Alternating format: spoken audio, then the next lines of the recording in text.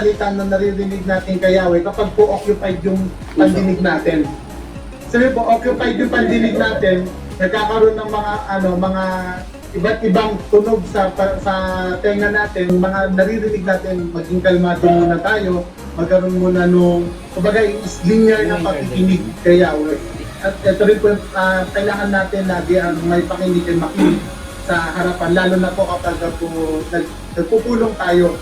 Kasi po yun yung pagkakataon natin para matanggap yung salita niya, magkaroon ng katotohanan sa isa't isa. Gaya po nung sinabi, dito po sa pag-usapan namin, yung konsepto po yung katotohanan na kailangan meron tayong pagtanggap sa nakaraan o sa mga nagawa natin mga nakaraang kilos para malaman mo kung saan ka ngayon nakatayo sa kasalukuyan para maituro ni Yahweh sa'yo yung papunta sa hinaharap. So sa ganun po maintindihan natin, malaman natin yung sinasabing ano yung mabuti. May bibigay ni Yahweh yung gabay na yun. Kasi po, nag-iisa yung salita at yung gawa natin dahil sa katotohanan.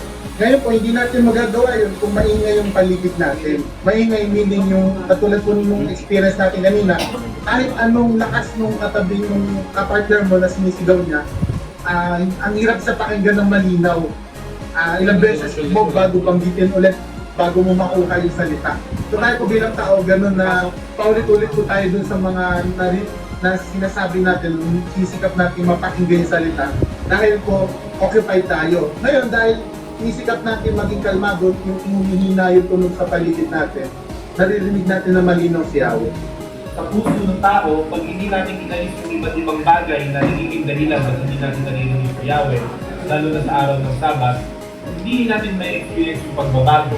No? Yun kasi yung kapangyarihan ng salita. Yung kapangyarihan ng salita, kaya niyang magbago yung isang puso ng tao na makasalanan o isang puso ng tao na matigas, kaya palamutin yung salitang napapakinggan natin.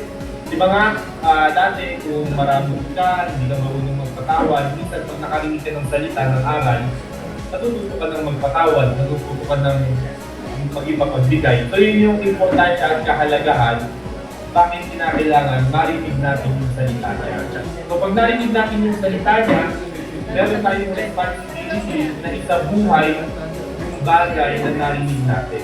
So hindi basta narinig lang, kailangan tinutupad natin yung bagay na narinig natin.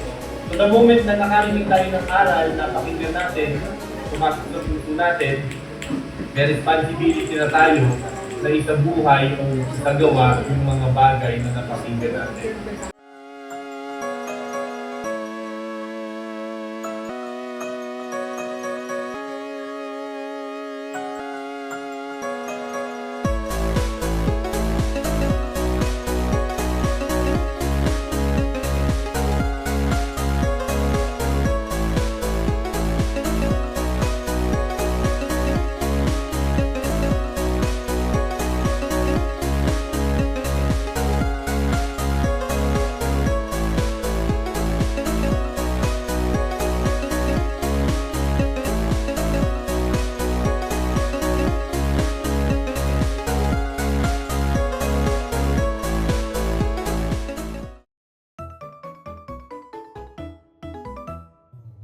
Nang pasimula ay naroon na ang salita ay kasama ni Yahweh, at ang salita ay si Yahweh.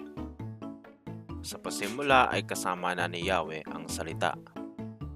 Nilikha ang lahat ng bagay sa pamamagitan niya, at walang anumang nilikha ng hindi sa pamamagitan niya.